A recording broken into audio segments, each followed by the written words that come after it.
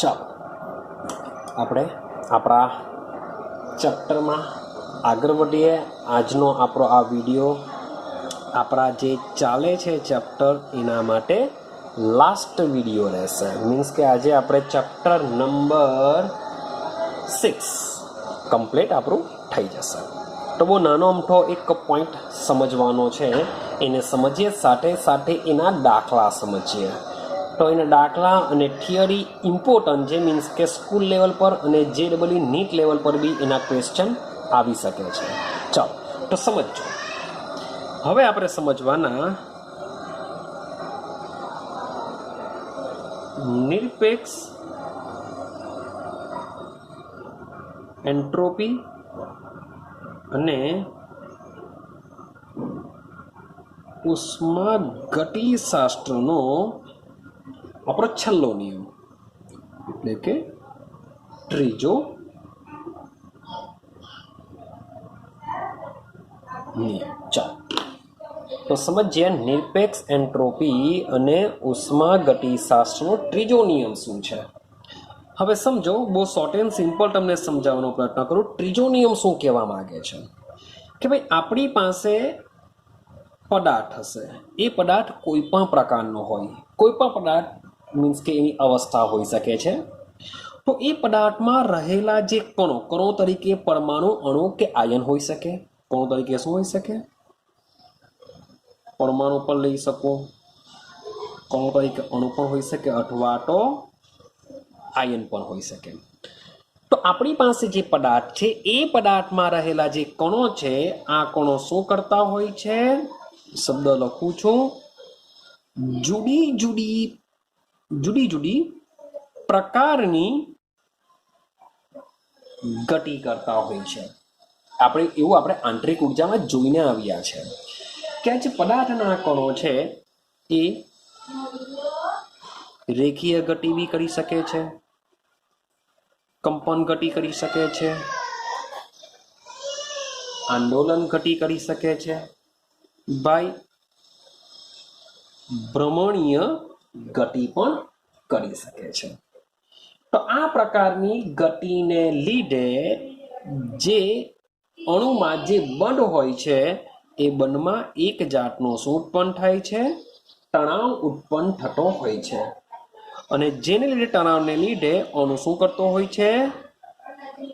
સંકોચન અનુભવતો હોય છે. ક્લિયર છે? હવે થશે શું?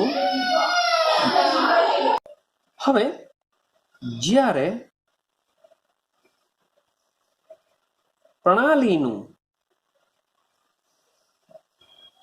તાપમાન વધારીએ, હવે જ્યારે આપણે પ્રણાલીનું તાપમાન વધારીએ છીએ એનો મતલબ એમ થશે કે તાપમાન વધારવાથી પ્રણાલીને ઉર્જા મળશે. હવે પ્રણાલીને ઉર્જા મળે છે એટલે કે આ ઉર્જા કોને મળશે? કણને મળશે. કણને મળવાથી એની કોઈ પણ પ્રકારની ગતિ હોય એ ગતિમાં શું થશે? વધારો થશે.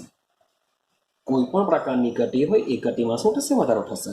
એનો મતલબ એમ થાય કે ગતિમાં જો વધારો થાય, ગતિ જેટલી વધશે એવું કહી શકાય કે એટલી જ એન્ટ્રોપી વધશે. જેટલી ગતિ વધશે એટલી જ અસ્તવ્યસ્તતા વધે, એટલે કે એન્ટ્રોપી. આવું બી લખી શકીએ કે ગતિ વધે એટલે કે અસ્તવ્યસ્તતા વધે, એટલે કે એન્ટ્રોપી વધે. એનો મતલબ એમ થાય કે ભાઈ તાપમાન વધારીએ તો એન્ટ્રોપી શું થશે? વધશે. અને તાપમાન ઘટાડીએ તો એન્ટ્રોપી ઘટશે. ક્લિયર થાય છે? મીન્સ કે માની લો કે મારી પાસે સોલિડ પદાર્થ છે. ભાઈ બરફના છે, માની લો કે બરફ છે, બરફના મોલિક્યુલ આ રીતના સોલિડ છે એટલે આ રીતના ગોઠવાયેલા હશે. તો ભાઈ વ્યવસ્થિત ગોઠવાયેલા હોય છે તો આની એન્ટ્રોપી કેવી હશે? ઓછી હશે. ભાઈ આને હું ટેમ્પરેચર આપું છું, ટેમ્પરેચર આપવાથી એમાંથી પાણી બની જશે, તો પાણીના મોલેક્યુલ શું થશે? આ રીતના ગોઠવાયેલા હશે. એટલે કે આના કરતા આની એન્ટ્રોપી કેવી થશે? વધશે. અને હજુ તાપમાન આપું, તાપમાન આપવાથી શું થશે? વરાળ બનશે. તો વરાળમાં એના મોલેક્યુલ ખૂબ જ દૂર દૂર ગોઠવાયેલા હશે. એટલે કે આની કમ્પેરિઝનમાં આની એન્ટ્રોપી શું થશે? ઘણી બધી વધારે હશે. બટ તાપમાન વધારીએ તો એન્ટ્રોપી વધશે, એટલે કે અવ્યવસ્થા વધે. તાપમાન ઘટાડીએ તો અસ્તવ્યસ્તતા ઘટે, એટલે કે એન્ટ્રોપી પણ ઘટે છે. તો આના પરથી ઉષ્માગતિશાસ્ત્રનો ત્રીજો નિયમ આવે છે. ઉષ્માગતિશાસ્ત્રનો ત્રીજો નિયમ. ચલો તો હવે સમજીએ ઉષ્માગતિશાસ્ત્રનો ત્રીજો નિયમ શું કહેવા માંગે છે. બરાબર જોજો, મે બી તમને પૂછી શકાય તો ખાલી માત્ર ને માત્ર આ ક્વેશ્ચન જ પૂછી શકે કે ઉષ્માગતિશાસ્ત્રનો ત્રીજો નિયમ શું છે. તો જોજો, કોઈ પણ શુદ્ધ સ્ફટિકમય પદાર્થની એન્ટ્રોપી, શબ્દ શું છે? એકદમ શુદ્ધ સ્ફટિકમય પદાર્થ છે. સ્ફટિકમય એકચ્યુઅલી 100% ઘન જ હોય. ઘન પદાર્થના આપણે બે પ્રકાર પાડીશું, સ્ફટિકમય, અસ્ફટિકમય. તમારું ધોરણ 12નું પહેલું જ ચેપ્ટર છે ઘન અવસ્થા, જેમાં આપણે આ ડિસ્કસ કરવાના છે. તો એક જે સોલિડ હોય છે, એકદમ સંપૂર્ણ ઘન પદાર્થ હોય છે, તે સ્ફટિકમય હોય છે. તો આ કોઈ પણ શુદ્ધ સ્ફટિકમય પદાર્થની જે એન્ટ્રોપી છે, એ એન્ટ્રોપી જેમ યાદ રાખજો, તાપમાન નિરપેક્ષ, શબ્દ છે નિરપેક્ષ, શૂન્ય તરફ જાય. કોઈ પણ શુદ્ધ સ્ફટિકમય પદાર્થની એન્ટ્રોપી જેમ તાપમાન નિરપેક્ષ શૂન્ય તરફ જાય છે, તેમ શૂન્ય તરફ જાય છે. બસ આટલું જ કહેવા માંગ્યું છે કે અથવા તમે કહી શકો કોઈ પણ શુદ્ધ સ્ફટિકમય પદાર્થની એન્ટ્રોપી નિરપેક્ષ શૂન્ય તાપમાને 0 હોય છે. આવું બી તમે લખી શકો કે કોઈ પણ શુદ્ધ સ્ફટિકમય ઘન પદાર્થની એન્ટ્રોપી નિરપેક્ષ શૂન્ય તાપમાને 0 હોય છે, જેને ઉષ્માગતિશાસ્ત્રનો ત્રીજો નિયમ કહેવામાં આવે છે. ક્લિયર થાય છે? હવે તમને કહું છું આ નિયમ કોના માટે લાગુ પડશે? તો જે સ્ફટિકમય ઘન પદાર્થ હશે તેના માટે જ એન્ટ્રોપી નિરપેક્ષ શૂન્ય તાપમાને એન્ટ્રોપીનું મૂલ્ય 0 હોય છે. સ્ફટિકમય ઘન પદાર્થની નિરપેક્ષ શૂન્ય તાપમાન મીન્સ કે તાપમાન કેટલું હશે? શૂન્ય. વિચારો, તાપમાન છે જ નથી. તાપમાન જો નહીં હોય તો એના મોલેક્યુલ બધા વ્યવસ્થિત ગોઠવાયેલા હશે. વ્યવસ્થિત ગોઠવાયેલા હશે એટલે કે એવામાં એન્ટ્રોપી કેવી હશે? 0 હશે. તમે ટેમ્પરેચર ઇન્ક્રીઝ કરો તો એના મોલેક્યુલને ઉર્જા મળે. ઉર્જા મળે તો એની ગતિમાં વધારો થાય. ગતિમાં વધારો થાય તો અસ્તવ્યસ્તતા વધે, એટલે કે એન્ટ્રોપીમાં શું થશે? વધારો થશે. તો ઉષ્માગતિશાસ્ત્રનો ત્રીજો નિયમ માત્ર ને માત્ર કોના માટે છે? સ્ફટિકમય ઘન પદાર્થ માટે જ. કેમ? કારણ કે હું વાત કરું અસ્ફટિકમય ઘન પદાર્થ. હવે તમે કહેશો અસ્ફટિકમય ઘન પદાર્થ, માન લો કે અસ્ફટિકમય ઘન પદાર્થમાં કોનો સમાવેશ થાય? તો અતિશય ઠંડા કરેલા પ્રવાહી. શબ્દ છે અતિશય ઠંડા કરેલા જે પ્રવાહી હોય છે એ બધા શું હોય છે? અસ્ફટિકમય પદાર્થો હોય છે. એક્ઝામ્પલ તરીકે તમને કહેશું, તમે લઈ લો કાચ, લઈ લો, તમે લઈ લો સૂકો બરફ લઈ લો. તો આ સૂકો બરફ સોલિડ છે, કાચ તમને એમ સોલિડ દેખાશે, પણ આ લોકો બધા શું છે? અતિશય ઠંડા કરેલા પ્રવાહી કહેવાશે, જે અસ્ફટિકમય ઘન પદાર્થ હોય છે. તો આ અસ્ફટિકમય ઘન પદાર્થની અંદર તમે ભલે આ લોકોનું તાપમાન નિરપેક્ષ શૂન્ય રાખો, તેમ છતાં પણ આ લોકોની એન્ટ્રોપી એ સમયે એટલે કયા સમયે નિરપેક્ષ શૂન્ય તાપમાને પણ શૂન્ય હોતી નથી, માત્ર સ્ફટિકમય ઘન પદાર્થ લાઈક NaCl KCl આવા જે સ્ફટિકમય પદાર્થો હોય છે એના માટે જ શૂન્ય હોય છે. ક્લિયર છે? તો આટલી વસ્તુ તમારે ઉષ્માગતિશાસ્ત્રના ત્રીજા નિયમમાં યાદ રાખવાની છે. ચાલો હવે આપણે વાત કરીશું આગળના પોઈન્ટની. આગળનો પોઈન્ટ શું છે? તો હવે આપણે આ ચેપ્ટરનો લાસ્ટ પોઈન્ટ સમજીએ જે ઇમ્પોર્ટન્ટ છે, જે તમારા સ્કૂલ લેવલ પર બી ઇમ્પોર્ટન્ટ છે અને સાથે સાથે આ જે કન્સેપ્ટ છે કન્સેપ્ટ તમે 12મામાં પણ કામ લાગશે, as a JEE NEET level પર બી કામ લાગી શકે છે. તો કન્સેપ્ટ છે આપણો ગિબ્સ ઉર્જા, જેના વિશે લાસ્ટ વિડીયોમાં આપણે સમજીને આવ્યા છે. તો ગિબ્સ ઉર્જા ફેરફાર અને વાત કરવાની છે સંતુલન. ટોપિકનું નામ છે ગિબ્સ ઉર્જા ફેરફાર અને સંતુલન, તો અહીંયા લખીશું સંતુલન અચળાંક વિશે જ આપણે વાત કરવાની છે. તો શું છે ગિબ્સ ઉર્જા અને સંતુલન અચળાંક? ચાલો સમજો. તો ભાઈ ગિબ્સ ઉર્જા ફેરફાર એટલે કે વાત ચાલી રહી છે ડેલ્ટા જીની, અને ડેલ્ટા જી આપણને શું કામ કરે છે એ આપણે સમજીને આવ્યા છે કે ડેલ્ટા જી પ્રક્રિયાની સ્વયં સ્ફુરિતા નક્કી કરવા માટે ખૂબ જ કામનો હોય છે. કેવી રીતના? તો એના માટે ડેલ્ટા જી નું જે મૂલ્ય છે સાથે સાથે એનું જે ચિહ્ન છે, મૂલ્ય અને ચિહ્નનો ઉપયોગ કરીને પ્રક્રિયાની સ્વયંસ્ફુરિતાનું પાકગઠન આપણે કરી શકીએ છીએ, માટે ખૂબ જ ઉપયોગી છે. કોઈ પણ રાસાયણિક પ્રક્રિયા આપમેળે થશે કે નહીં થશે તે ડેલ્ટા જી વડે આપણે કહી શકીએ છીએ. એટલે કે આપણે લખી શકીએ કે રાસાયણિક પ્રક્રિયાની સ્વયં સ્ફુરિતા ભાઈ નક્કી કરવા માટે ડેલ્ટા જી ખૂબ જ ઉપયોગી છે. અને બીજો પોઈન્ટ જો આપણે લઈએ તો ભાઈ ડેલ્ટા જી એ મુક્ત ઉર્જા છે. ડેલ્ટા જી શું છે? મુક્ત ઉર્જા છે. તો આ મુક્ત ઉર્જા માંથી આપણે શું કરી શકીએ છીએ? ઉપયોગી કાર્ય પણ કરી શકીએ છીએ. પણ જે બી આપણે હમણાં સુધી વાત કરીને આવેલા હતા એ જે રિએક્શન આપણે લીધેલી હતી એ એવી પ્રક્રિયા હતી જે કેવી હતી? અપ્રતિવર્તી. કેવી પ્રોસેસ હતી? અપ્રતિવર્તી. હવે અપ્રતિવર્તી પ્રક્રિયાનો મતલબ શું થાય? કે એવી પ્રક્રિયા જે એક જ દિશામાં થતી હોય. એક જ દિશાનો મતલબ શું થાય? માન લો કે મેં રિએક્ટન્ટ લીધેલો હોય તો તેમાંથી રૂપાંતર શામાં થશે? પ્રોડક્ટમાં. પ્રોડક્ટમાંથી રિએક્ટન્ટ બનતું નથી, તો આને કહેવાશે અપ્રતિવર્તી પ્રક્રિયા. તો હમણાં સુધી આપણે જે બી ભણીને આવ્યા છે એ શાના માટે ભણીને આવ્યા છે?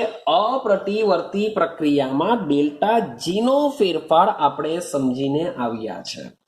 પણ હવે આપણે સમજ, કારણ કે સંતુલન શબ્દ આવે, શબ્દ છે સંતુલન, સંતુલન શબ્દ આવે એટલે પ્રોસેસ તમારી કેવી હોવી જોઈએ? પ્રતિવર્તી હોવી જોઈએ. તો સમજો તમારી જે પ્રક્રિયા છે એ પ્રક્રિયા કેવી હોવી જોઈએ? પ્રતિવર્તી. તો માની લઉં કે સૌથી પહેલા પ્રતિવર્તી પ્રક્રિયાને સમજીએ. તો પ્રતિવર્તી પ્રક્રિયા એક ખૂબ જ મજાની છે કે આ પ્રક્રિયા કેવી છે? એક જ દિશામાં નહીં થતી પરંતુ બંને દિશામાં થશે. બંને દિશાનો મતલબ શું થાય? કે રિએક્ટન્ટમાંથી પ્રોડક્ટ બની શકે છે અને પ્રોડક્ટમાંથી રિએક્ટન્ટ પણ બની શકે છે. રિએક્ટન્ટમાંથી પ્રોડક્ટ, પ્રોડક્ટમાંથી રિએક્ટન્ટ, મીન્સ કે હવે આપણું જે ચેપ્ટર ચાલુ થવાનું છે આખા ચેપ્ટરમાં આપણે આ જ ધંધો કરવાના છે. એવી જ રિએક્શન લેશું કે જે ટુ વે રિએક્શન હોય. રિએક્ટન્ટમાંથી પ્રોડક્ટ બી બનતું હોય, પ્રોડક્ટમાંથી રિએક્ટન્ટ પણ બનતું હોય છે. ક્લિયર છે? તો આવી પ્રક્રિયામાં એકચ્યુઅલી સંતુલન શરૂઆતથી નથી સપાતું. ધીમે ધીમે કોઈ એક એવો સમય આવશે કે આ રિએક્શનમાં શું સપાતું હોય છે? સંતુલન સ્થપાતું હોય છે. પણ ભાઈ આવી પ્રક્રિયા બી ભાઈ એવું જરૂરી નથી કે આપમેળે નહીં થઈ શકે. તો આવી પ્રક્રિયા બી શું થઈ શકે? આપમેળે થઈ શકે છે. तो भाई આવી પ્રક્રિયા માટે પણ આપણે મુક્ત ઉર્જા ગણી શકીએ છીએ। આવી પ્રક્રિયા માટે બી શું કરી શકીએ છીએ આપણે? મુક્ત ઉર્જામાં ફેરફાર આપણે ગણી શકીએ છીએ। એટલે કે પ્રતિવર્તી પ્રક્રિયા માટે પણ આપણે ડેલ્ટા જી ગણી શકીએ છીએ। હવે સમજો, આ જે પ્રતિવર્તી પ્રક્રિયાઓ જે હોય છે એ પ્રતિવર્તી પ્રક્રિયાઓમાં આપણી જે પ્રણાલી છે, હવે આપણે મીન્સ કે ઉષ્માગતિશાસ્ત્ર ભણીએ છીએ એટલે આપણે પ્રણાલી શબ્દ લેશું। તો પ્રણાલી અને પર્યાવરણ વચ્ચે શું સ્થપાયેલું હોય છે? સંતુલન સ્થપાયેલું હોય છે। પ્રણાલી અને પર્યાવરણ એકવાર સંતુલન સ્થપાઈ ગયા બાદ બધા જ સમયે પ્રણાલી અને પર્યાવરણ શું હોય છે? એકબીજા સાથે સંતુલનમાં હોય છે। ક્લિયર છે? તો જ્યારે પ્રણાલી અને પર્યાવરણ એકબીજા સાથે સંતુલનમાં હોય છે ત્યારે જ આપણે પ્રક્રિયાને શું કહીએ છીએ? પ્રતિવર્તી પ્રક્રિયાઓ કહીએ છીએ। ને પ્રતિવર્તી પ્રક્રિયા શું થશે કે બંને દિશાનો મતલબ તમને કહું, માન લો કે મારી પાસે રિએક્ટન્ટમાંથી પ્રોડક્ટ બનતી હોય તો આ પ્રોસેસને કહેવામાં આવે છે પુરોગામી। યાદ રાખજો શબ્દ, આગળના ચેપ્ટરમાં કામ લાગશે। તો રિએક્ટન્ટમાંથી જે પ્રોડક્ટ બને છે એ પ્રોસેસને કહેવામાં આવે છે પુરોગામી પ્રક્રિયા। ક્યાં કહેવાશે? પુરોગામી પ્રક્રિયા કહેવાશે। અને પ્રોડક્ટમાંથી જો રિએક્ટન્ટ બનતું હોય તો એને કહેવાશે પ્રતિગામી પ્રક્રિયા કહેશું। એ પ્રક્રિયાને શું કહેશું? પ્રતિગામી પ્રક્રિયા કહેશું। હવે સંતુલન સ્થપાઈ ગયા બાદ આ બંને પ્રક્રિયા કેવી હોય છે? એક સરખી રીતના થતી હોય છે। એક સરખી રીતના થતી હોય છે। અને આ બંને પ્રક્રિયા બંને દિશામાં, યાદ રાખજો, મુક્ત ઉર્જામાં, શબ્દ બોલું છું, મુક્ત ઉર્જામાં ઘટાડો થવાને લીધે થતી હોય છે। મીન્સ કે રિએક્ટન્ટમાંથી પ્રોડક્ટ મુક્ત ઉર્જા ઘટે, જો શૂન્ય કરતા ઓછી થતી જાય તો જ પ્રોસેસ શું થશે? આપમેળે થશે। તો ભાઈ આ પ્રોડક્ટ માટે રિએક્ટન્ટ વાળી પ્રોસેસ છે એ પણ આપમેળે થાય છે, તો એનામાં પણ શું થવો જોઈએ? મુક્ત ઉર્જામાં ઘટાડો થવો જોઈએ। તો ભાઈ એ વસ્તુ કેવી રીતના શક્ય છે? મીન્સ કે અહીં પણ મુક્ત ઉર્જામાં ઘટાડો થાય અને પ્રોડક્ટ માટે રિએક્ટન્ટમાં પણ મુક્ત ઉર્જામાં ઘટાડો થશે। એટલે કે બંને દિશામાં મુક્ત ઉર્જામાં ઘટાડા સાથે થતી હોય, જે આપણને કેવું લાગશે? ભાઈ આ તો અશક્ય છે કે બંને દિશામાં જ મુક્ત ઉર્જામાં ઘટાડો થાય। કારણ કે આપણે જે ઇરિવર્સિબલ મીન્સ કે અપ્રતિવર્તી પ્રક્રિયામાં એક જ પ્રોડક્ટથી નિપજ એટલે કે પ્રક્રિયકથી નિપજ તરફ જઈએ તો તેની મુક્ત ઉર્જામાં ઘટાડો થાય છે, એટલે કે ડેલ્ટા જીનું મૂલ્ય ઋણ મળતું હોય છે। પણ અહીં તમે જોવા મળશે કે રિએક્ટન્ટમાંથી પ્રોડક્ટ અને પ્રોડક્ટમાંથી રિએક્ટન્ટ બંને દિશામાં મુક્ત ઉર્જામાં શું થતો હોય છે? ઘટાડો થતો હોય છે। અને એકવાર સંતુલન સ્થપાઈ ગયા બાદ આ મુક્ત ઉર્જા ખૂબ જ કેવી હોય છે? ન્યૂનતમ જોવા મળતી હોય છે। બંનેની મુક્ત ઉર્જામાં થતો ઘટાડો કેવો હોય છે? સેમ હોય છે। આ વાત ચાલે છે સંતુલન સ્થપાઈ ગયા બાદ। સંતુલન ક્યારે સ્થપાશે? શું સંતુલન છે તે થોડીક રાહ જુઓ, અને આગળના ચેપ્ટરમાં આ બધી જ વસ્તુ આપણે ડિટેલમાં ભણવાના છે, એ હમણે ડિસ્કસ કરતો નથી। તો એટલું સમજો કે આવી જ્યારે બી સંતુલન બંને દિશામાં થતી પ્રક્રિયામાં સંતુલન સ્થપાતું હોય છે, સંતુલન સ્થપાઈ ગયા બાદ બંનેની મુક્ત ઉર્જા તમને કેવી જોવા મળશે? ન્યૂનતમ જોવા મળતી હોય છે।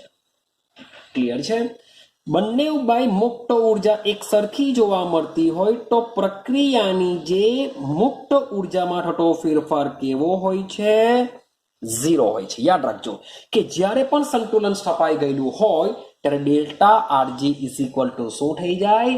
ઝીરો થઈ જશે। Delta R G is equal two zero. मान लो कि रिएक्शन ले लो, मारी पास कॉमन रिएक्शन लेव छू A प्लस B है, इक्विलिब्रियम C प्लस D है। A plus B equilibrium C plus D। तो आ रिएक्शन में जो संतुलन સ્થપાય तो संतुलन સ્થપાઈ गया बाद प्रक्रियानी मुक्त ऊर्जा में थतो फेरफार केवो होय छे? 0 होय छे। परंतु एक वस्तु समझो कि जो आपरी जे प्रक्रिया छे ए प्रक्रिया में प्रक्रियको अने निपजो जो प्रमाणित अवस्था में लीधेला होय तो प्रमाणित अवस्था में लीधेला होय तो आ प्रक्रियानी जे मुक्त ऊर्जा छे ए मुक्त ऊर्जा केवी बनी जशे? प्रमाणित बनी जशे, जेने आपणे डेल्टा सॉरी पोटेट आर बो मोटो थई गयो डेल्टा आर जी आ रीतना आपणे दर्शावीशुं। અને આ ડેલ્ટા આરજી સંતુલન અચળાંકને આપણે કે વડે દર્શાવીએ તો ડેલ્ટા આરજી અને કે વચ્ચેનો સંબંધ આપણે નીચે મુજબ દર્શાવી શકીએ, એટલે કે ડેલ્ટા આરજી લખીએ આપણે delta R G is equal to delta R G 0 આપણે 0 તરીકે આને ઓળખીશું એટલે કે પ્રમાણિત છે વત્તા આરતી ln k। પણ ડેલ્ટા આરજી તો કેવો થઈ જવાનું? 0 is equal to delta RG0 plus RT ln K। तो भाई आने जो करता बनाओ तो delta RG0 is equal to minus RT ln K। तो आ सूत्र तमारे याद राखवानुं छे, दाखला गणवा माटे पण काम लागशे, 12 साइंस में भी काम लागशे। तो delta RG is equal to minus RT ln k। ln ने जो काढी नाखूं अने सिंपल लॉग में जो रूपांतर करूं तो आनु कन्वर्जन थई जशे delta RG0 is equal to ln ने काढी नाखूं माटे माइनस 2.303 आरती ln काढी नाखो एटले के log k। तो आ सूत्रनो उपयोग आपणे दाखला गणवा माटे करीशुं। शाना माटे? दाखला गणवा माटे करीशुं, माटे आ बराबर याद राखजो। क्लियर है? तो आ तमारे दिमाग में फिट कर देवानुं छे। Delta RG is equal to minus 2.303 RT log K. Clear? चलो अगाड़ी विचारीए आपणे डेल्टा जी अने के विषे विचारीए। तो जोजो हवे आपणे आगळनी वात करीए तो आगळ बी आपणे डेल्टा जी नुं एक सूत्र जोईने आवीए छे डेल्टा आरजी जो मानी लो के प्रक्रियको निपज जो प्रमाणित अवस्था में होय तो delta RG is equal to delta RH पण प्रमाणित अवस्था में हशे अने साथे साथे टी डेल्टा एस अहीं जे प्रक्रियानी जे एंट्रोपी मांथी थतो फेरफार छे ए पण केवो हशे? आपणो प्रमाणित हशे। तो डेल्टा आरजी बराबर जो आ वस्तु थई शकतुं होय तो आना बराबर शुं थई शके छे? माइनस 2.303 आरती लॉग के पण थई शके छे। मीन्स के तमने आनी वेल्यू आपेली होय, आनी वेल्यू आपेली, टेम्परेचर आपेલું હોય તો કે પણ શોધી શકાય, અથવા તો આના પરથી ડેલ્ટા જી શોધી કાઢો, ડેલ્ટા જી ના વેલ્યુ પરથી કે શોધી કાઢો, થઈ શકશે। ક્લિયર થાય છે? એન્ટ્રોપીમાં ફેરફાર આપ્યો હોય, એન્થાલ્પીમાં ફેરફાર આપ્યો હોય, ટેમ્પરેચર આપ્યું હોય, કે પૂછેલો હોય તો સૌથી પહેલા ડેલ્ટા જી શોધી કાઢો, ડેલ્ટા જી પરથી કે શોધી શકાય છે। આ બધી વસ્તુ યાદ રાખજો। ચાલો હવે જા જોજો, માની લો કે તમારી પાસે જે પ્રક્રિયા છે એ પ્રક્રિયા ઉષ્મા શોષક છે। તો ઉષ્મા શોષક પ્રોસેસ માટે તમને આઈડિયા હશે કે એની વેલ્યુ ડેલ્ટા એચ ની કેવી હોય છે? ડન હોય છે। જો ડેલ્ટા એચ ની વેલ્યુ ડન હોય, ડેલ્ટા એચ ની વેલ્યુ ડન તે પણ માની લઉં કે કેવી ડન છે? વધારે છે। ડેલ્ટા એચ ની વેલ્યુ વધારે ડન હોય છે તો મોટા ભાગની એમ તો કેટલાક કિસ્સામાં ઉષ્મા શોષક પ્રોસેસ પણ આપમેળે થાય છે, પણ મોટા ભાગની પ્રોસેસમાં એવી પ્રોસેસ કે જેમાં ડેલ્ટા જી તમને કેવો જોવા મળશે? ડન મળશે। જો ડેલ્ટા જી ડન મળશે તો એમાં કેની જે કિંમત છે એ કિંમત તમને 1 કરતા ઓછી જોવા મળશે। કેની વેલ્યુ તમને કેવી જોવા મળશે? 1 કરતા ઓછી જોવા મળશે અને કેની વેલ્યુ જ્યારે 1 કરતી ઓછી હશે ત્યારે જે પ્રક્રિયા છે ત્યારે એ પ્રક્રિયકનું નિપજમાં રૂપાંતર ઓછું થશે એટલે કે નિપજ તમને ઓછી મળે। આ પહેલી વસ્તુ યાદ રાખો કે જે પ્રોસેસ ઉષ્મા શોષક છે, ઉષ્મા શોષક એટલે કે ડેલ્ટા RH નું મૂલ્ય ધન મળશે તમને। જો આ વધારે મોટું ધન હોય તો ડેલ્ટા G ની વેલ્યુ બી તમને ધન મળશે। તો આ કન્ડિશનમાં તમને આઈડિયા છે જ પ્રક્રિયા આપમેળે થશે નહીં, પ્રક્રિયા આપમેળે થશે નહીં। તો સીધી સિમ્પલ વસ્તુ છે કે જો તમારા ડેલ્ટા RG નું મૂલ્ય જો ધન હોય તો યાદ રાખજો કે ની વેલ્યુ કેવી હશે, 1 કરતા ઓછી હશે। શબ્દ બોલું છું, 1 કરતા ઓછી હશે। 1 કરતા ઓછી હોય તો ભાઈ પ્રક્રિયા આપમેળે થશે નહીં અને લીધેલા પ્રક્રિયકનું નિપજમાં રૂપાંતર ઓછું થશે એટલે કે નિપજ ઓછી મળે। નિપજ કેવી મળશે? ઓછી મળે। મતલબ કે આ જ રિએક્શન આવામાં રિવર્સિબલ હોય તો રિવર્સિબલમાં એવું કહી શકાય કે પુરોગામી કરતા જોજો રિએક્ટન્ટમાંથી પ્રોડક્ટ બને છે તો પુરોગામી કરતા જે પ્રતિગામી પ્રક્રિયા છે આ પ્રતિગામી છે ને આ પુરોગામી છે તો પુરોગામી કરતા પ્રતિગામી પ્રક્રિયા કેવી હશે? વધારે થતી હશે। એકચ્યુઅલી સંતુલન સ્થપાઈ ગયા બાદ તો શું થતું હશે? બંનેનો વેગ સમાન થઈ જતો હોય છે પણ તેમ છતાં બી આ કન્ડિશનમાં તમને પ્રોડક્ટ કેવું મળતું હોય છે? ઓછું મળતું હોય છે। એટલે કે પુરોગામી હોય કે પ્રતિગામી હોય, જો તમારા ડેલ્ટા RG નું મૂલ્ય ધન હોય એટલે કે પ્રક્રિયા આપમેળે થવાની નથી। આવી પ્રોસેસમાં કેની વેલ્યુ 1 કરતા ઓછી હોય છે માટે નિપજ બી કેવી તમને મળશે? ઓછી મળશે। આના કરતા ઉલટું વિચારો, માની લેવું કે મારી પાસે જે પ્રક્રિયા છે એ પ્રક્રિયા છે ઉષ્માક્ષેપક। તો ઉષ્માક્ષેપક માટે મોટાભાગની ઉષ્માક્ષેપક પ્રોસેસ માટે ડેલ્ટા H કેવો હોય છે? ઋણ હોય છે અને ડેલ્ટા H જો ઋણ હોય તો ભાઈ 100%ની વાત છે કે તમારી પ્રક્રિયા કેવી થશે? આપમેળે થશે જ। અને જો પ્રક્રિયા આપમેળે થાય ભાઈ, આપમેળે ક્યારે થાય? ડેલ્ટા G નું મૂલ્ય બી 100% શું હશે? ઋણ હશે તો જ પ્રોસેસ આપમેળે થાય। તો ડેલ્ટા G નું મૂલ્ય જો ઋણ હોય તો કેની વેલ્યુ યાદ રાખજો 1 કરતા વધારે જોવા મળશે। જે બી પ્રોસેસ આપમેળે થતી હોય સોરી ફોર ધેટ 1 કરતા વધુ જોવા મળશે। આ રીતના આવશે 1 કરતા વધુ, તો કેની વેલ્યુ તમને 1 કરતા વધુ જોવા મળશે।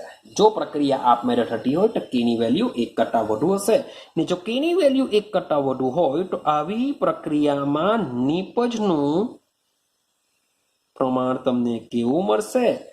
વધુ જોવા મળતું હોય છે। આઈડિયા આવે છે? ચાલો આગળ લાસ્ટ કન્ડિશન જોઈએ। માનો કે એવી બી રિએક્શન હશે કે જેમાં delta G is equal two 0 થઈ જશે તો delta G is equal two 0 એટલે કે પ્રક્રિયા શામાં હશે? સંતુલનમાં હશે। તો ભાઈ આજે આપણે આગળ વાત કરી સંતુલન વાળી, તેને તો હું કરી જ નાખું અહીંયાથી, આને તો અહીંયાથી કરી જ નાખજો કારણ કે ડેલ્ટા G ડન છે એટલે માની લો કે આ બધી વન વે રિએક્શન થશે તો જ આ વસ્તુ શક્ય થશે એટલે મારી મિસ્ટેક હોય, અહીંયા આપણે બોલી નહીં શકીએ આવું। તો delta G is equal two 0 છે એટલે પ્રોસેસ સંતુલનમાં હશે ને સંતુલનમાં હોય તેવી પ્રોસેસ માટે કેની વેલ્યુ કેવી હશે? 1 માં હશે। કેવી હશે? 1 હશે એટલે કે રિએક્ટન્ટમાંથી પ્રોડક્ટ અને પ્રોડક્ટમાંથી જે રિએક્ટન્ટ બનતું હોય છે એ નિપજ વોટ એવર જેટલી બી મળતી હશે એનો જથ્થો કેવો મળતો હોય છે? અચળ રહેશે, એ બદલાશે નહીં એટલે કે પ્રક્રિયામાં સંતુલન સ્થપાઈ ગયું હોય છે। ક્લિયર છે? તો આ વસ્તુ યાદ રાખવાની છે। હવે આમાં તમે એન્ટ્રોપીનો બી આધાર લેવ તો એન્ટ્રોપી શું હોવી જોઈએ? એન્ટ્રોપીની વેલ્યુ ડન હોય તો એ પ્રક્રિયા ક્યાં લઈ જાય છે? પ્રક્રિયા આપમેળે લઈ જાય છે એવું આપણે આગળના વિડીયોમાં પણ ભણીને આવ્યા છે। ક્લિયર છે? તો ડેલ્ટા G અને K સંતુલન અચળાંક કઈ રીતે એકબીજા સાથે સંબંધ ધરાવે છે એ વસ્તુ તમારે યાદ રાખવાનું છે। ચાલો હવે શું થઈ શકે? તો મેં તમને કીધું કે તમારે ડેલ્ટા જી નો ઉપયોગ કરીને તમે કે શોધી શકો છો, એટલે કે સંતુલન અચળાંક શોધી શકો છો. આના કરતા ઉલટું બી સંભવ બની શકે, કે ઉપરથી તમે ડેલ્ટા જી પણ શોધી શકો છો. બીજો પોઈન્ટ કે ભાઈ તમારી પાસે ડેલ્ટા એચ ની વેલ્યુ આપેલી હોય, તમારી પાસે ડેલ્ટા એસ ની વેલ્યુ આપેલી હોય, તો આના પરથી તમે શું શોધી શકો છો? ડેલ્ટા જી શોધી શકો છો. અને ડેલ્ટા જી નો ઉપયોગ કરીને શું શોધી શકો છો? કે શોધી શકો છો. આઈડિયા આવે છે? તો આ વસ્તુ મીન્સ કે તમારે યાદ રાખવાનું છે. આઈડિયા આવે છે? તો આટલે સુધી આપણું આ થિયરી હતી, જે ગિબ્સ ઉર્જા અને સંતુલન અચળાંક વિશેની હતી. ચાલો હવે કેવી રીતના મીન્સ કે દાખલા પૂછાય છે, હું તમને ખાલી હિન્ટ આપું છું, સમજજો અને ટ્રાય કરજો. ઘરે ઈઝી છે, સિમ્પલ છે, બહુ કઈ ધાર નથી મારવાની. એક્ઝામ્પલમાં સમજો. કોયરો 6.11 ની વાત કરો તો 298 કેલ્વિન તાપમાને એકચ્યુઅલી ટેમ્પરેચર આપેલું છે 298 કેલ્વિન. તો 298 કેલ્વિન તાપમાને ઓક્સિજન માંથી ઓઝોનના પરિવર્તન, ઓક્સિજન માંથી ઓઝોનનું પરિવર્તન આપેલું છે. રિએક્શન ઓલરેડી આપેલી છે, હું બેઠી જ રિએક્શન લખી કાઢું છું કે 3/2 O2 gas, it gives O3 gas. આવી સમથિંગ કંઈક રિએક્શન આપેલી છે. આ રિએક્શન માટે ડેલ્ટા જી ગણવાનો છે. ડેલ્ટા જી તમારે ગણો અને એના માટે કેપી ની વેલ્યુ આપી દીધેલી છે 2.47 ઇન્ટુ 10⁻⁻29. આવી કંઈક વેલ્યુ આપેલી છે. હવે તમે કહેશો સર અહીંયા પી શું છે? તો ભાઈ એ ગેસ અવસ્થામાં છે, રિએક્શનમાં પ્રક્રિયકો ગેસ, નિપજો ગેસ. તો આ પ્રોસેસમાં જે સંતુલન અચળાંક છે એ પી એટલે કે પ્રેશર, જ્યારે દબાણ દર્શાવે છે એટલે કે આલોકોનું દબાણ હશે. ક્લિયર થાય છે? મે બી લિક્વિડ કે સોલિડ આપેલા હોય તો મે બી કેસી પણ હોઈ શકે, એટલે કે સંતુલન અચળાંક કેસી હોઈ શકે અથવા કેપી હોઈ શકે. દબાણ આપેલા હોય તો મે બી કેપી હોઈ શકે, મે બી ગેસ આપેલું હોય ને કેસી પણ હોઈ શકે છે. મીન્સ કે પી મીન્સ કે પ્રેશર એટલે કે દબાણ દર્શાવે છે. તો ભાઈ શોધવાનો છે ડેલ્ટા જી. કેપી ની વેલ્યુ આપેલી છે, તો એકદમ સિમ્પલ વસ્તુ છે. શું કરીશું આપણે? સૂત્ર મૂકો. Delta Rg is equal to -2.303 RT log Kp લઈ લેશું. ચાલો શું કરીશું? 2.303. ભાઈ આર ની વેલ્યુ તમારે યાદ રાખવી પડશે, એક્ઝામમાં આપશે નહીં. કેટલી યાદ રાખીશું? 8.314 યાદ રાખીશું. 8.314. ક્લિયર છે?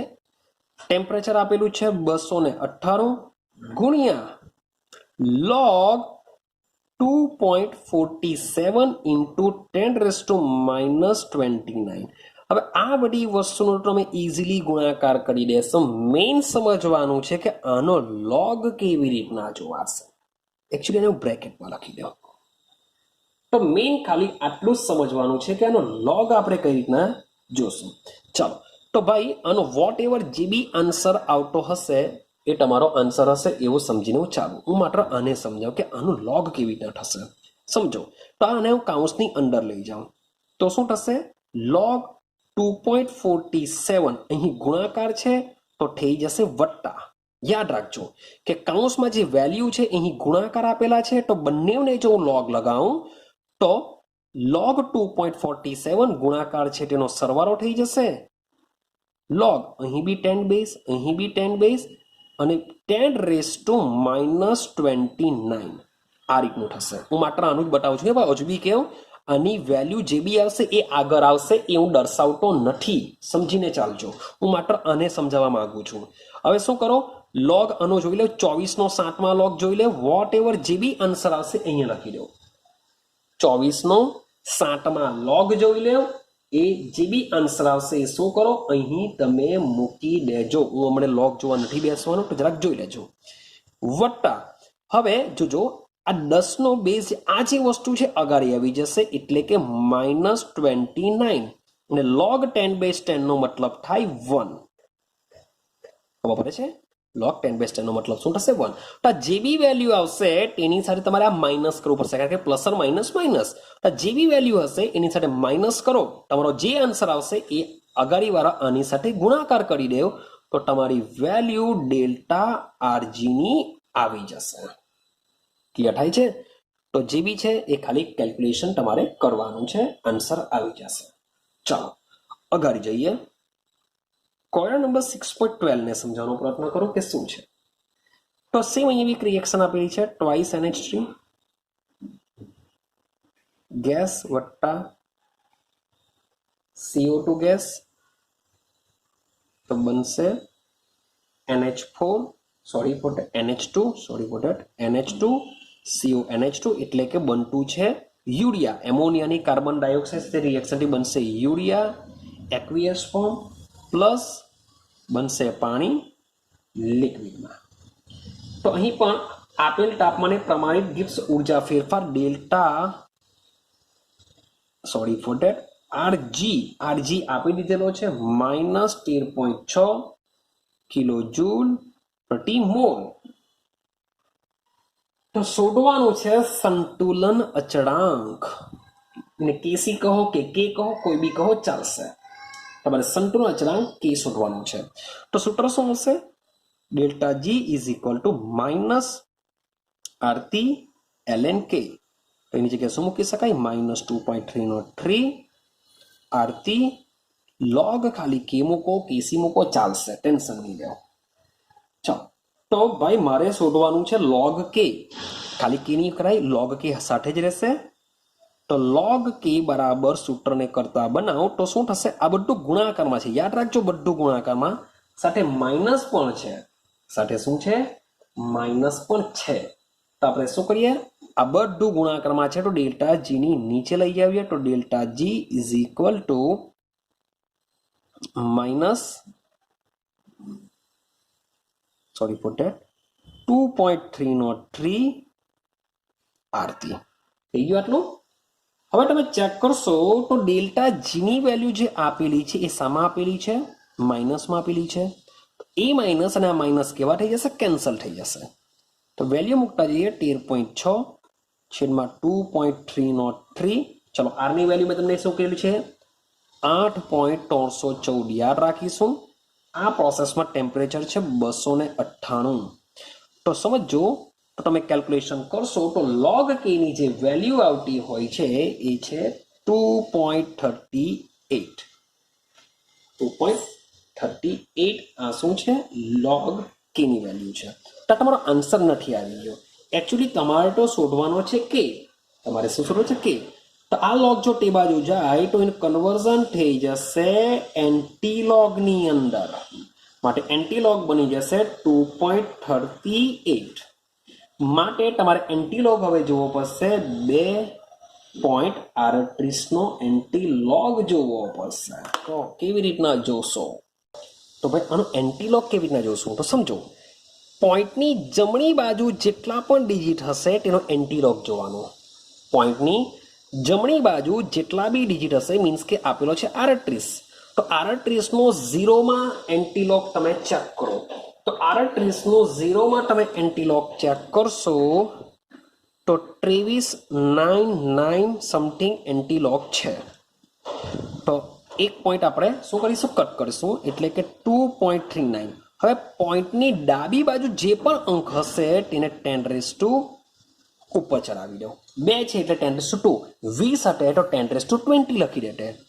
તો પોઈન્ટની જમણી બાજુ આપણે એન્ટીલોગ જોશું અને ડાબી બાજુનો અંક 10 ડિજિટમાં ચડાવી દઈશું. એટલે 2.3 એટલે એપ્રોક્સિમેટલી લખવું હોય તો 2.4 ઇન્ટુ 10 આ તમારા કેનો વેલ્યુ આવી જશે.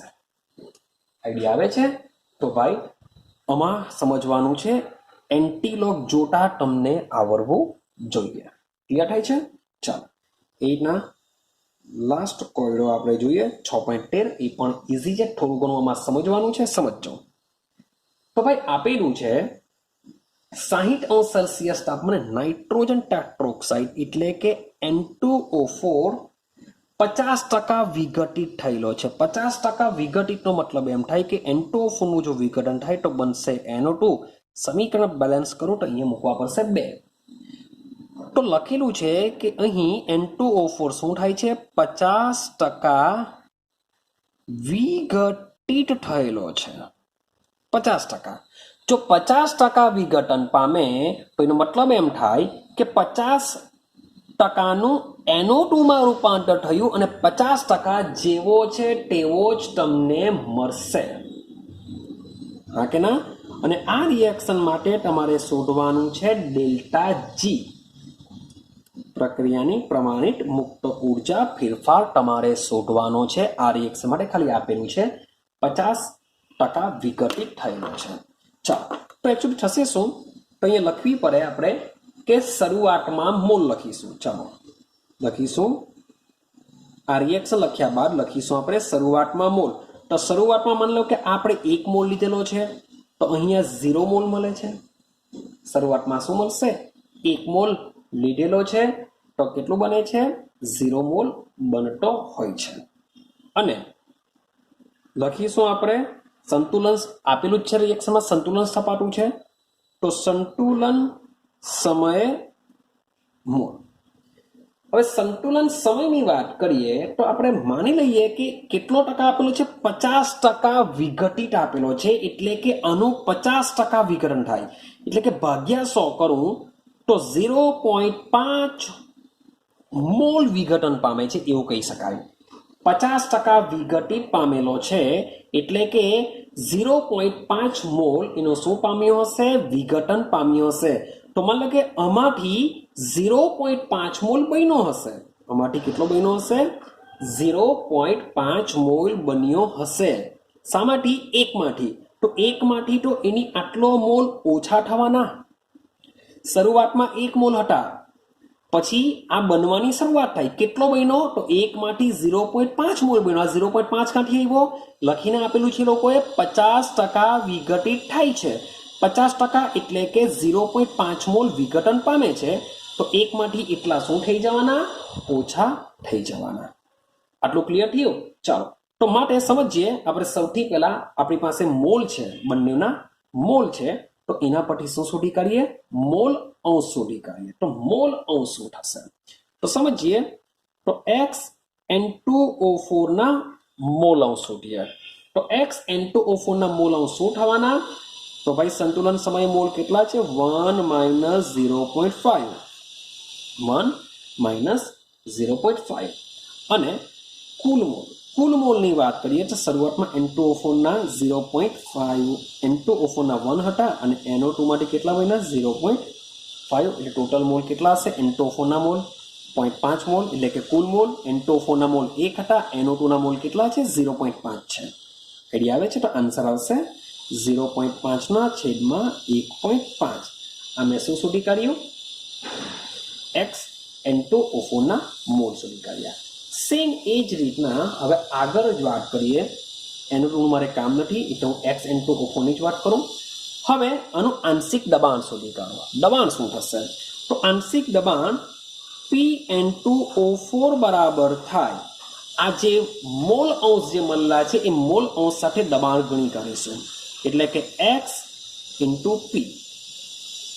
આંશિક દબાણ = મોલ અંશ ગુણ્યા દબાણ, એટલે કે મોલ અંશ કેટલા છે? 0.5/1.5 ગુણ્યા, હવે લખીને આપેલું છે લોકોએ 1 વાતાવરણ દબાણે. 1 વાતાવરણ દબાણે એટલે કે દબાણ કેટલું લેશું આપણે? 1 વાતાવરણ લેશું. 1 વાતાવરણ. તો અહીંયા જે બી આન્સર આવશે એ PN2O4 ના મોલ અંશ આંશિક દબાણ થઈ જશે. એવી જ રીતના હું શોધી કાઢા PNO2 ના આંશિક દબાણ. હવે PNO2 નું આંશિક દબાણમાં શું થવાનું? તો એના બી મારે મોલ અંશ જોઈશે. તો એના મોલ અંશમાં શું થશે? 2 × 0.5 છેદમાં 1.5. તમે કહેશો સર 2 ક્યાંથી આવ્યા? 2 ક્યાંથી આવ્યા? તો ભાઈ 2 મૂકવાનું રીઝન એવું છે કે અહીં NO2 ની અગાડી મોલ કેટલા છે? 2 છે. માટે આપણે અહીં 2 લખીશું, સાથે સાથે લખીશું 1 વાતાવરણ દબાણ. તો એનું બી આંશિક દબાણ આવી ગયું. તો મારી પાસે 2 આંશિક દબાણ આવી ગયા. તો આ બંનેના આંશિક દબાણનો ઉપયોગ કરીને આપણે શું શોધી શકીએ છીએ? KP શોધી શકીએ છીએ. તો KP બરાબર NO2 છે તો માટે PnO2 ફરીથી પાછું શું કરાય અહીંયા સ્ક્વેર કરા સંતુલન અચળાંક Kp is equal two PnO2 square છેદમાં PN2O4 ની સાંદ્રતા. હવે ભાઈ આ બધી વસ્તુ આના પછીના ચેપ્ટરમાં આવશે, તેમાં તમે ડિટેલમાં ભણશો. તો યાદ રાખો કે સંતુલન અચળાંક Kp is equal two NO2 ની આગળ 2 છે માટે સ્ક્વેર કરીશું અને આનું આંશિક દબાણ. તો ભાઈ બંનેની વેલ્યુ આપણી પાસે છે જ, બસ આપણે એનો ઉપયોગ કરીએ. તો ભાઈ શું થવાનું, ચલો 2 ગુણ્યા 0.5 2 ગુણ્યા 0.5 છેદમાં 1.5 આનો શું થઈ જશે સ્ક્વેર થઈ જશે છેદમાં PN2O4 ની સાંદ્રતા કેટલી છે 0.5 ભાગ્યા 1.5. તો આનું તમે કન્વર્ઝન કરશો તો આનો આન્સર તમને 1.33 જોવા મળશે. આ શું જોવા મળ્યું Kp જોવા મળ્યું. તો Kp આ રીતે તમારે શોધવો પડશે. પછી તો સિમ્પલ Kp મળી ગયો. હવે શું કરો, delta G is equal two -2.303 RT log Kp. તો Kp ની વેલ્યુ અહીંયા મૂકી દો. R બરાબર 8.314. ટેમ્પરેચર લઈ લેવાનું છે 60°C આપેલું છે. તો 60°C ને તમે કેલ્વિનમાં કન્વર્ઝન કરશો તો 333. તો તમે કિંમત મૂકી દેશો તો તમને ડેલ્ટા G ની વેલ્યુ મળી જશે. ક્લિયર થાય છે? તો મીન્સ કે સમજો કે આ 3 દાખલા છે, મેં તમને માત્ર ને માત્ર આજે હિન્ટ આપેલી છે કે આ દાખલાને કેવી રીતના ગણવાના છે. તો એ દાખલા મીન્સ કે ગણજો, સાથે સાથે જે એક્સ્ટ્રા દાખલા છે એની તમે પ્રેક્ટિસ કરશો તો જ તમને આવડશે. બાકી અમે ગણાવ્યા કરશું, ચાલો ગણો ગણો ગણો, તમે બેઠી કોપી કરશો એનાથી ની ખબર પડશે. તમે એકવાર જાતે ગણવાનો પ્રયત્ન કરશો તો જ તમને આઈડિયા આવશે કે ભાઈ આપણી ક્યાં ભૂલ થઈ રહી છે, શું કેલ્ક્યુલેશનમાં ભૂલ થઈ રહી છે, રકમ મૂકવામાં ભૂલ થઈ રહી છે. તો આ બધી વસ્તુ તમને આઈડિયા તો જ આવી શકે. બાકી બેઠી ઠારી પીરસીને મળી જતી હોય તો એનાથી તમારો ગ્રોથ થવાનો નથી. માટે મેં અહીં શું કરેલું છે, માત્ર ને માત્ર દાખલા કેવી રીતના કરવાના છે એની હિન્ટ આપી દીધેલી છે, પણ વેલ્યુ મૂકીને આન્સર લાવવાનો તમે પ્રયત્ન કરજો અને સાથે સાથે એક્સ્ટ્રા દાખલા બી ગણજો. તો અહીં આપણે ચેપ્ટર નંબર 6 કમ્પ્લીટ થાય છે. તો હવે આપણે નવું ચેપ્ટર નંબર 7 જે છે આપણું સંતુલન, જે ઘણું મોટું ચેપ્ટર છે, લાંબુ ચેપ્ટર છે, એના વિશે ભણીશું. મીન્સ કે થોડું ઘણું અડધું ચેપ્ટર સમજવા જેવું છે, અડધું ચેપ્ટર કેવું છે થિયરિટિકલ છે. મીન્સ કે જે છે તે એક્સેપ્ટ કરીને આપણે આગળ વધવું પડશે. એટલે કે એવું કહી શકાય કે જે બી એક્સેપ્ટ કરવા જેવું લાગતું હોય તમને કેવું લાગશે, બોરિંગ લાગશે, યાર શું ચાલી રહ્યું છે કંઈ ખબર નથી પડતી. પણ જે સમજવા જેવું હોય તે ઇન્ટરેસ્ટિંગ લાગશે, મજા આવશે. તો જોઈએ કેવી મજા આવે. જો ખબર પડી ગઈ તો બહુ ઇઝી ચેપ્ટર છે, પણ થોડું ઘણું મઠાયું તો થોડુંક વાર લાગશે. તો મળીશું હવે નેક્સ્ટ વિડીયોમાં નવા ચેપ્ટર સાથે. તો વેટ એન્ડ વોચ કરો.